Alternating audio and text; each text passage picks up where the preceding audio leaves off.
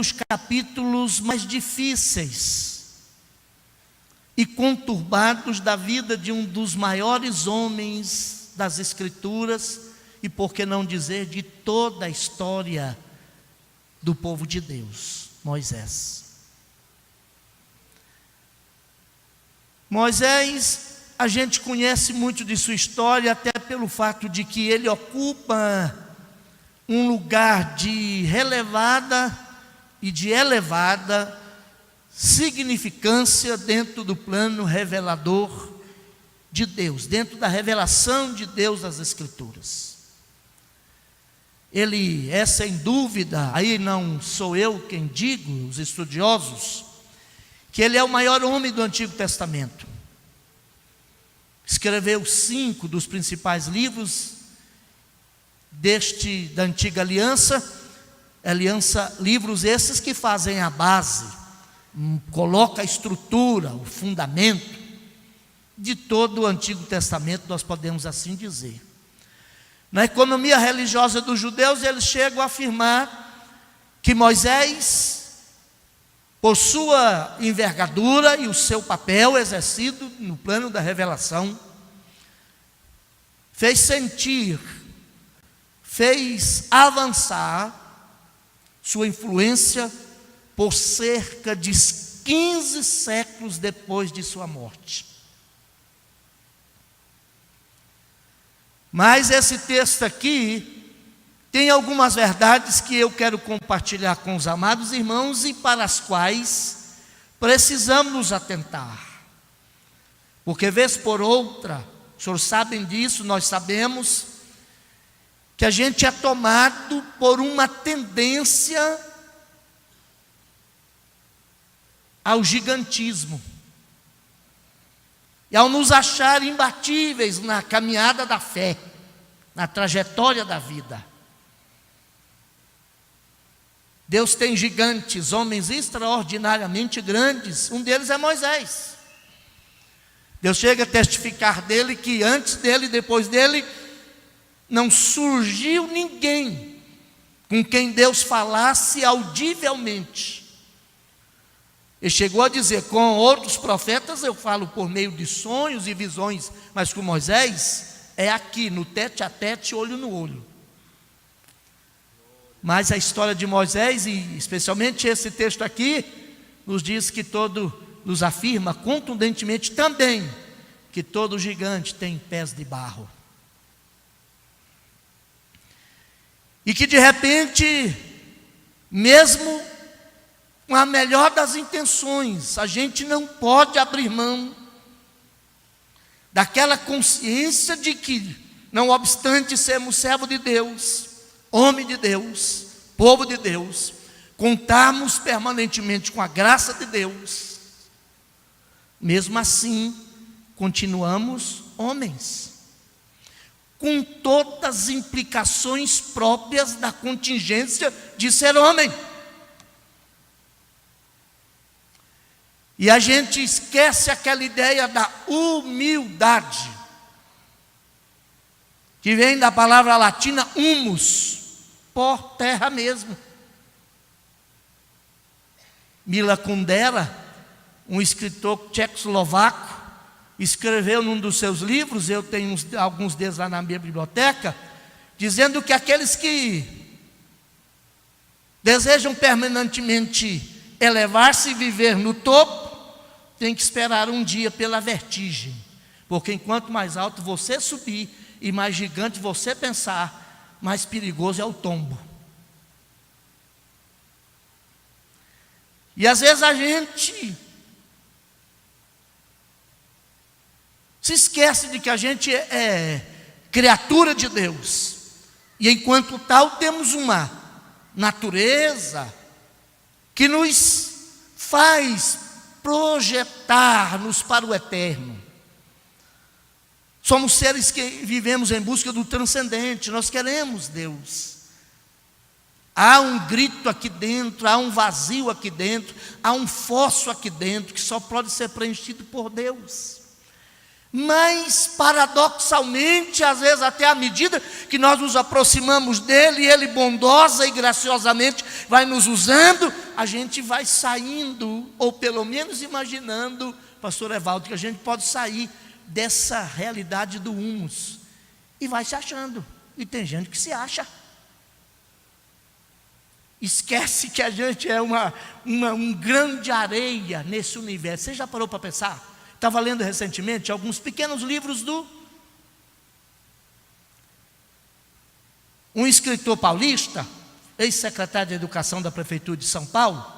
Ele tem muito vídeo aí na internet. Pastor Otacílio está lá fazendo filosofia, um dia vai lê-lo certamente. E ele diz que o ser humano precisa olhar para si da perspectiva da quase infinitude do universo. Escute bem, nós moramos num sistema solar, e agora cientificamente constatado, dentre outros. E o nosso sistema solar tem uma estrelinha, que nós chamamos, os gregos chamaram de Hélios, que é Sol, de quinta grandeza. Mas e essa estrela é parte de uma galáxia,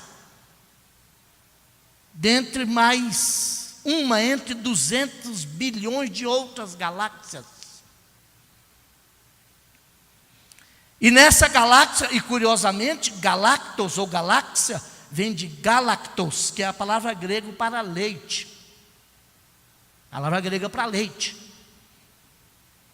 E nessa galáxia, uma entre 200 outras bilhões de galáxias, a gente mora numa Via Láctea. Curiosamente, láctea é do latim também leite. E nessa nossa Via Láctea, com 100 bilhões de estrelas. E aí Deus nos colocou aqui por sua bondade, deu-nos um plano e um projeto que tem alcance eterno, que ultrapassa isso tudo, e às vezes a gente se acha. Ei, se você está se achando, deixa Deus te achar hoje na sua pequenez, para que você aprenda, para que aprendamos juntos a enxergar quem de fato Deus é. E Moisés está vivendo aqui desde que saíram do Egito, talvez a mais aguda crise existencial, ministerial e pessoal. E o contexto aqui explica muito bem pela narrativa o que suscitou aquilo tudo. Pressão, crise. E toda crise é assim. Ela não é em si mesma má, porque toda crise, aliás, não toda, a mesma crise que denuncia o covarde pode revelar o herói. É nas crises que se faz os gigantes, os grandes homens. E quando a gente entende isso da parte de Deus, que tudo vem dele, a nossa pequenez, a gente passa a perceber também que a nossa grandeza não está no fato de termos muito poder e nem sermos grandes, que o mais poderoso que existe é o que tem poder sobre si mesmo. É aquele que tem poder sobre as suas emoções, sobre as suas atitudes, que, premidos e esmagados sob o peso das adversidades, porventura, à sua volta e as contingências desfavoráveis da vida, ele olha para além das circunstâncias e mantém firme. Às vezes não dá para avançar, às vezes não dá para levantar a âncora. Ele joga a âncora e espera a tempestade passar, e espera o horizonte se abrir, levanta a âncora outra vez e continua remando, porque ele sabe que há um destino a ser alcançado, há uma terra a ser atingida, há um alvo a ser alcançado pela graça de Deus. Só que aí a gente tem que olhar esse exemplo de Moisés aqui e lidarmos com algumas questões. E depois, rapidamente, quero colocar como vencer essas questões. 3 coisas que me parecem extremamente negativas na vida de Moisés nesse momento aqui. Primeiro, ele não aprendeu a lição de que todo grande homem de Deus ou qualquer servo de Deus pode enfrentar o esgotamento espiritual, o esgotamento de suas forças.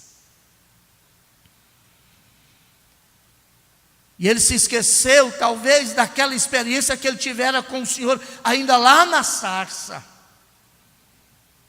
Ele, fugitivo, por razões até de caráter moral, jurídica, quem sabe, Deus o achou no deserto. Apareceu a ele naquela sarça. E naquele momento, naquela circunstância, Deus falou para ele: tu vais ao Egito libertar o povo. Mas eu quero que você aprenda algumas lições. Tudo que você será em termos de potencial, de realizações, de sucesso, está em você e a partir do que você é e tem agora. E ele questionando a Deus, e eu quero abrir um parênteses e dizer que Deus não tem problema com os nossos questionamentos. Se você se sente, se você de fato tem convicção de que é filho de Deus, você pode derramar sua alma para Deus. Os salmos de imprecação estão aqui na Bíblia comprovando isso. Você não pode destilar sua ira, seu azedume sobre os outros. A Bíblia chega a dizer: não vai na casa do seu vizinho no dia da tua ira. Na dele até que você pode ir, mas da tua fica em casa, curta a sua ira em casa. Porque você ir na casa do vizinho no dia da tua ira, da dele não, da tua. E Deus falou para ele: ô Moisés, o que você tem na tua mão? Ele falou: tem um cajado, instrumento de trabalho. Ele era pastor naquela circunstância. Deus falou: joga aí no chão. Moisés jogou o cajado. O que o cajado se tornou? Serpente. Ele está dizendo: se você não lidar com essa questão da sua interioridade, daquilo que você tem e é um instrumento legítimo de trabalho na sua mão, pode virar serpente que morde e mata. Vai depender da sua atitude, do seu coração. E curiosamente, a partir desse texto aqui, e também lá mais à frente em Massá e Meribá, Moisés acabou sendo impedido de adentrar na terra, em função de, eu não diria falta de inteligência, mas uma questão de insensatez no uso legítimo do poder que Deus tinha dado a ele. Veja aqui que ele questiona Deus. Lá junto à rocha de Massá e Meribá, ele enche o peito, ainda picado por esse espírito da grandeza, olhou para a multidão e falou: porventura tiraremos água dessa rocha? Ele põe o verbo no plural, porque entre linhas, o sujeito desse verbo tirar, na primeira pessoa do plural, ele está dizendo que seria ele e Moisés. E qual foi a cigana que botou na cabeça dele que seria ele e Moisés tirar a água da rocha? Seria Deus. E a Bíblia diz lá na frente, no livro de Isaías, que Deus não dá sua glória a outrem, a ninguém. Lá na sarça ainda Deus pede: Moisés, coloca a sua mão aí no seu seio, no seu tórax. Ele colocou, ao retirá-la, e ei-la leprosa. O que Deus está dizendo para ele? Todo o potencial de saúde para a sua vida pessoal, para o seu ministério, reside aí dentro de você. O mundo aí fora tem uma filosofia que nasceu da velha desculpa do Éden, do Adão, nosso primeiro pai no Éden, é de achar que o problema é sempre os outros.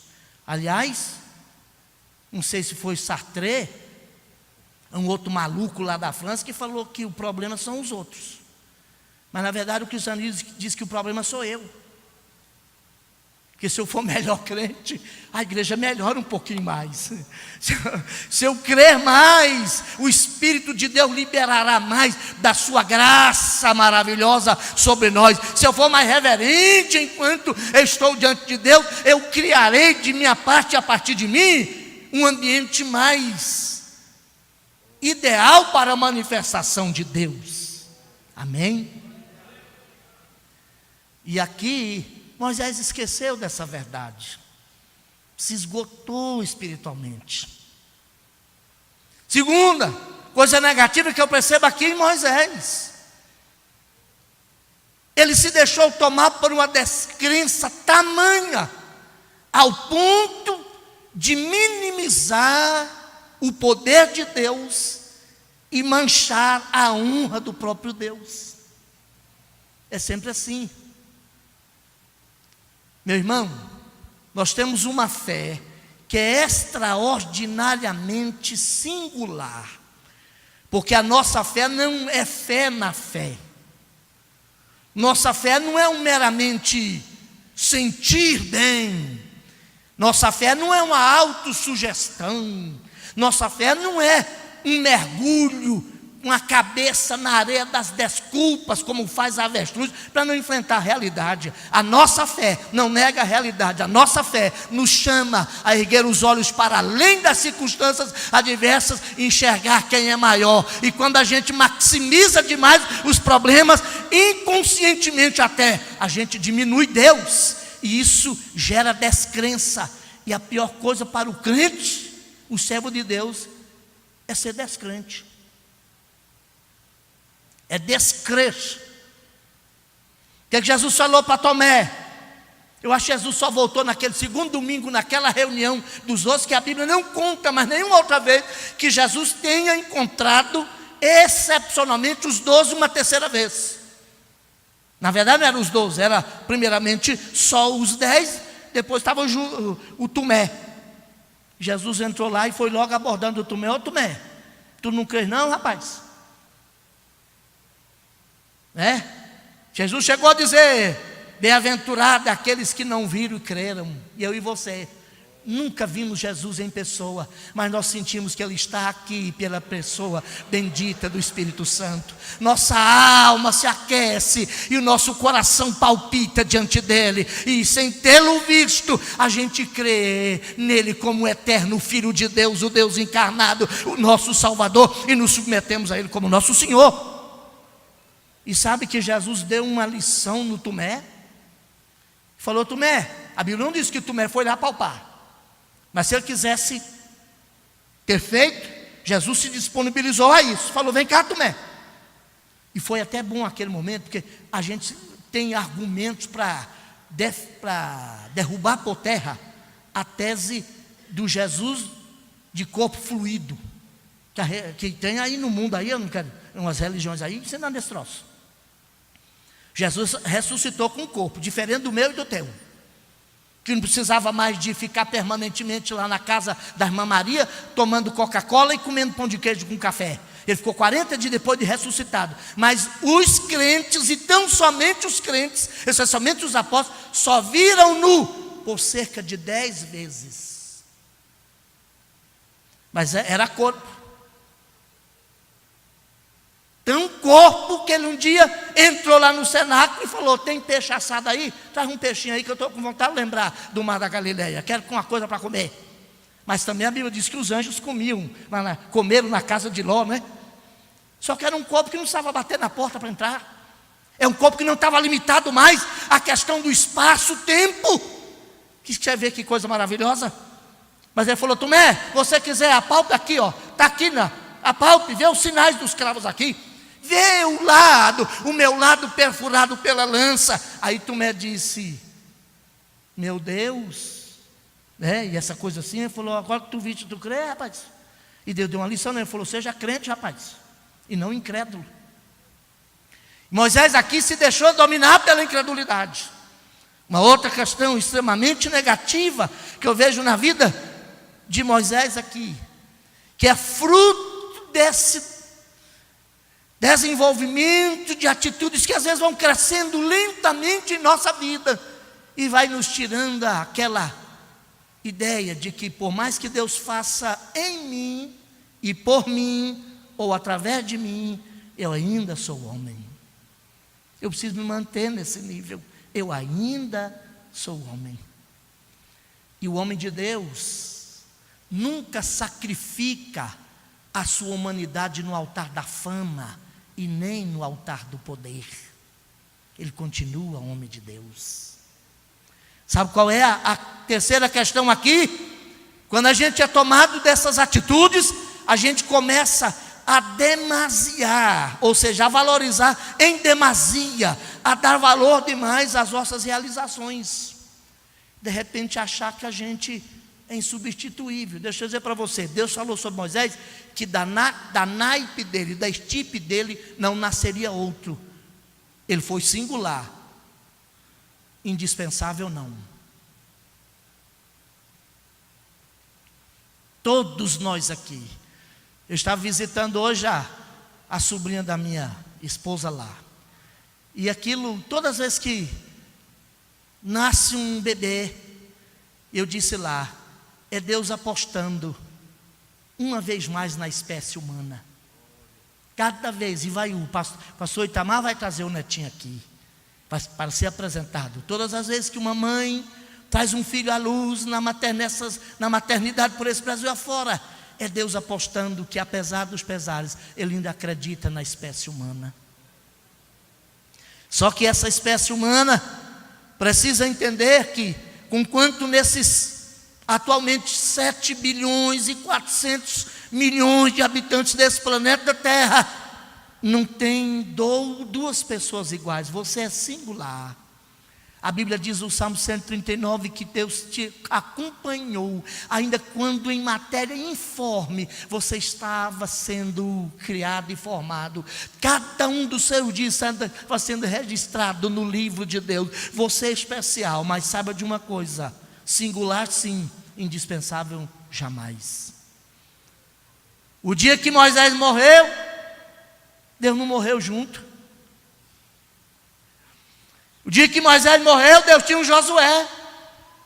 E Deus deixou, e foi Josué quem registrou, que da qualidade de Moisés, nenhum outro profeta surgiria. Mas ele não era indispensável.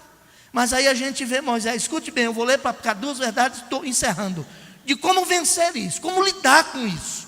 E aí que Moisés, no versículo 14, ele vai dizer o seguinte: eu sozinho não posso levar todo, até aqui tudo bem, pois me é pesado demais. Se assim me tratas, mata-me de uma vez. Eu te peço, se tenho achado favor aos teus olhos, e não me deixes ver a minha miséria. Quando isso acontece, a gente se preocupa mais com o nosso nome, com a nossa fama, com o que somos, do que com o Deus a quem servimos. Olha Moisés preocupado, eu não posso sair mal na fita. Esse negócio aí está me prejudicando. Aliás, é a palavra, deixa eu ler. Aí no capítulo 11 ainda, tem uma palavra muito forte aqui. A versão corrigida vai utilizar a palavra plebe. Eu também falo a gentalha. E é sempre essa gentalha, que não é nem A e nem Z. Não é nem crente nem descrente. Mas saiu com Israel um bando de gente assim, que murmurava. E essa gente buzina tanto no ouvido da gente, que estressa a gente, que rouba a paz da gente.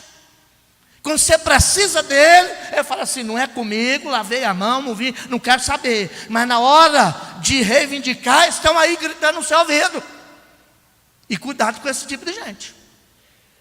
A Bíblia diz, olha aqui, Números, capítulo de Números, versículo de número 4. Essa versão que diz que o populacho, então diz a gentalha, a plebe, o vulgo, que estava no meio deles. Gente falou assim: eu quero ficar no meio desses crentes aí, porque eles viram lá, ainda no cativeiro, que tinha treva lá no Egito, lá tinha luz. Tinha animal morrendo de peste lá, e com úlcera, lá no judeu não tinha. Quem não quer ficar perto de gente abençoado? Mas cuidado, tem gente que vai ficar perto de você para roubar sua paz. Seletivize mais. Você pode ajudar a todos, não apenas pode, é dever nosso ajudar a todos, mas não carregue consigo para o céu aqueles que têm o bucho no Egito, porque esse povo só lembrar de comida. Porque Jesus tirou Israel do Egito. Numa noite Deus tirou Israel do Egito, mas levou 40 anos para tirar o Egito de Israel. E teve gente que não tirou, teve que morrer no deserto, porque não pensava com os cérebros, os neurônios tinham escapado, só pensava com o estômago. Por isso que nesse capítulo aqui termina o texto dizendo que naquele lugar Moisés cavou uma sepultura, chamada em hebraico, é um binômio, um substantivo composto em hebraico, chamado Kibrot Hatavá. Sabe o que significa Kibrot Hatavá? Sepulcros do desejo. Essa gentalha quer ir junto pelos benefícios, mas qualquer crisezinha lembra dos melões do passado. Eles nunca queimam as pontes com o ontem, porque não tem visão de futuro, e quem não tem de futuro morre no presente. Seu presente não é campo de batalha, é oportunidade para reclamar. E ele achou que, olha aqui, Moisés entendeu que ele era praticamente indispensável, preocupado demais com a sua imagem. E essa descrença, a gente só vai vencê-la com duas questões que eu tiro desse texto aqui, dentre outros que eu poderia tirar. Primeira delas, nunca coloque em xeque o poder de Deus. E ao não colocar em xeque o poder de Deus, não tente explicar o que ele faz. Essa gente é ruim, está cobrando carne. E Deus ordena que Moisés prepare o pau, porque ele vai mandar carne. Só que tem uma lição aqui ainda, dentro dessa ideia. Quando a gente começa, eu disse, para vencer isso, nunca questione o poder de Deus. Não coloque em xeque o poder de Deus. Porque se você entrar nesta arena, você vai abilolar das ideias, vai perder um pouco o norte e é perigoso. Deus é tão bom, tão extraordinariamente bom, que pode conceder tudo o que você deseja, mesmo que aquilo seja para o seu mal. Se você abrir mão de Deus e desejar mais as coisas de Deus, você pode estar pegando esse caminho, que é perigoso. Alguém chegou a dizer que talvez um dos grandes perigos do cristianismo ou da cristandade da atualidade é que nós transformamos a beleza de Cristo na beleza de suas bênçãos e tornamos essas bênçãos em ídolos. Chega na sua casa, hoje ou outro dia, quando você interessar possa, abra a primeira carta de Paulo aos Coríntios, capítulo 10. Paulo está tomando esse acontecimento aqui para chamar de idolatria. E eu pergunto, quando é que desejar comer a idolatria? Pode ser. Ou a egolatria. E Moisés ainda tem que entender que Deus ia mandar, e mandou de fato. Ainda que colocando em xeque o poder de Deus, Deus falou, você vai ter que atender, você vai ter que, como meu parceiro, como homem de Deus aí, ser intermediário nessa questão toda. E por último eu encerro aqui.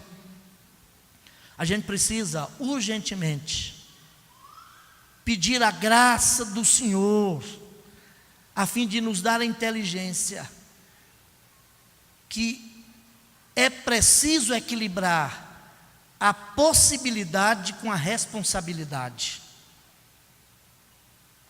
Você não tem responsabilidade de fazer tudo,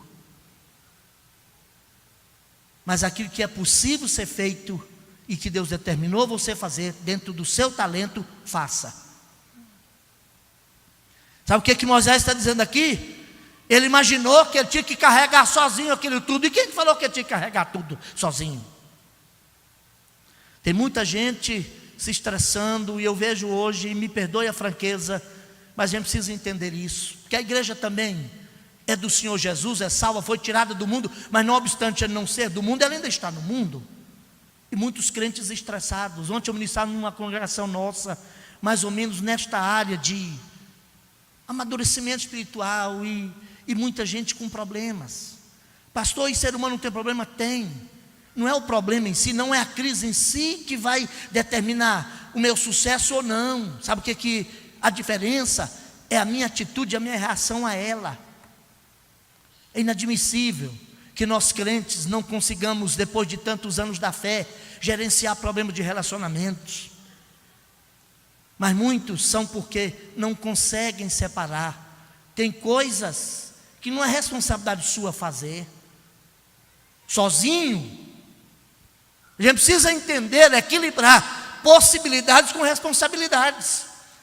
E a Bíblia diz lá por Eclesiastes, Salomão falou, que tudo que te vier à mão para fazer, faça-o conforme o quê?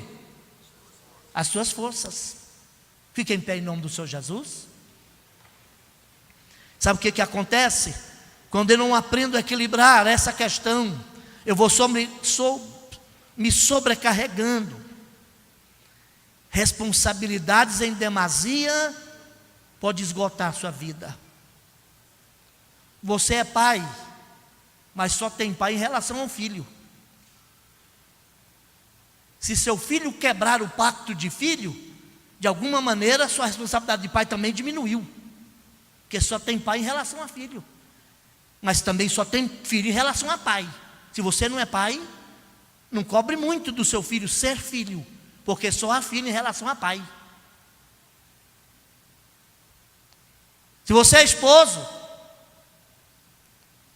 na acepção profunda do termo, você tem direitos de exigir alguma coisa, mas se nós não agimos como esposo, não cobre do seu cônjuge ser esposa, porque só tem esposa em relação a esposo, e só tem esposa ou esposa em relação à esposa, e vice-versa. Você sobrecarregou em demasia, sentiu que o mundo todo estava carregando. Você não precisa sofrer da síndrome do deus Atlas. Já leu a história da mitologia grega, lá nos livros de Olimpo, lá na Ulisses, a história do deus Atlas, que carregava o mundo nas costas. Você não tem que carregar o mundo nas costas, leve só a sua carga. Está em Gálatas capítulo 6, cada um levará a sua carga. Ainda que no mesmo capítulo tem um versículo lá na frente assim, olha, levai as cargas um dos outros, mas uma diferença entre carga como pesado fardo da vida, aí todos nós como povo e até como nação, como irmãos da congregação da mesma fé, a gente se ajuda, mas tem uma carga, meu irmão, não deixa aí não, que eu não vou te ajudar não, é tua responsabilidade, põe o ombro sobre ela. Foi por isso que Jesus mandou o elemento levantar, lá em João capítulo 5, levanta, toma essa cacareco velho aqui, da sua cama velha, e anda, é você que leva. Sabe o que ele está dizendo para ele entre linha? Até hoje você viveu na dependência dos outros, mas hoje é dia de você pegar a tua cama e carregar. Jesus curou um outro paralítico, desceu lá em Cafarnaum, Marcos 2 e Mateus 9, e falou, Senhor, faz o seguinte, volta para sua casa, viu? Como quer dizendo, sua família está lá na fila da cesta básica da Dilma, até hoje lá no Bolsa Família. Você entrega o cartão e vai trabalhar, você já ficou tempo demais nesse troço aí. Vai para a tua casa. Moisés se sobrecarregou de um ativismo estressante, porque imaginava que sem ele o mundo ia parar. Se eu morrer amanhã, irmão, o mundo vai continuar girando. E eu é que vou. E eu estou querendo trocar a senha. Quando estiver perto da minha chegada, eu quero ver se tem um corajoso para trocar a senha comigo. Crente quer ir para o céu, mas não está com pressa? Pelo menos eu. Você quer louvar a Deus comigo para que o Senhor nos guarde desse estressamento, desse esgotamento espiritual? Como fazer? Vamos nos sentir homens de Deus, das mãos de Deus. E nós cantamos, a pastora a missionária Elza cantou, e é um hino que toca a minha alma, como muitos outros hinos da harpa. Vamos descansar sob as asas da onipotência do Senhor. Vem habitar sobre a sombra da onipotência. Se aconchegue hoje pela fé nos braços poderosos de Jeová. Aí você não vai se estressar e você vai equilibrar a vida. Você não precisa se desgastar tanto. Deus está no controle.